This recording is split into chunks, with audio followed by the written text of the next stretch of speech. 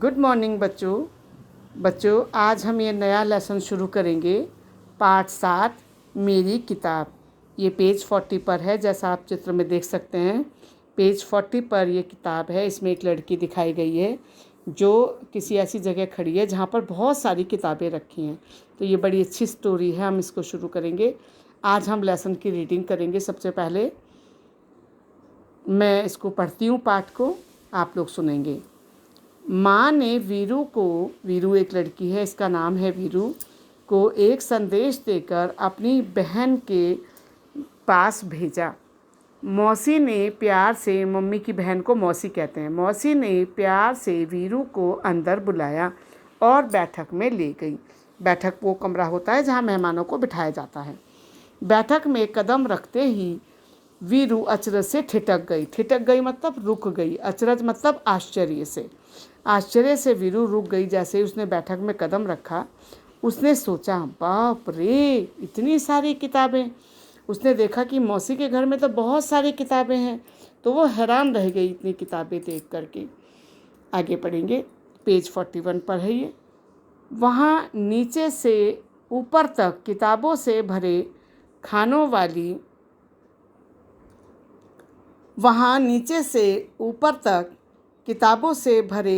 वाली दो लंबी दीवारें थी। जैसे कि आप फोटो में भी देख सकते हो कि पूरी दीवार पर दो खाने बने हुए हैं जिसमें कि किताबें ही किताबें रखी हुई हैं। वह आंखें फाड़े देखती रही, मतलब आंखें फाड़े देखती रही से मतलब है बच्चों हैरानी से देखती रही। अंत में उसने साहस करके मतलब हिम्मत करके अपनी मौसी से पूछा, क्या आपके पास बच्चों के लिए भी किताबें हैं? उसका भी मन हुआ होगा कि मैं भी कोई किताब पढूं, तो उसने मौसी से पूछा, क्या आपके पास बच्चों के लिए भी किताबें हैं?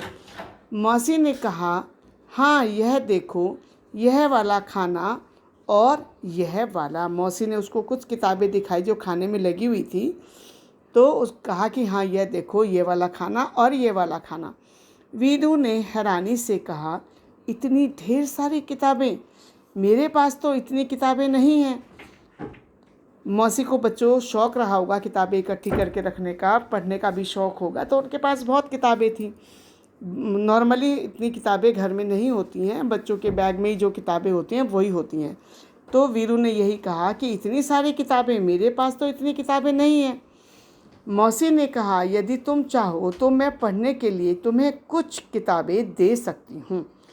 तुम्हें किस तरह की किताबें सबसे अधिक पसंद हैं?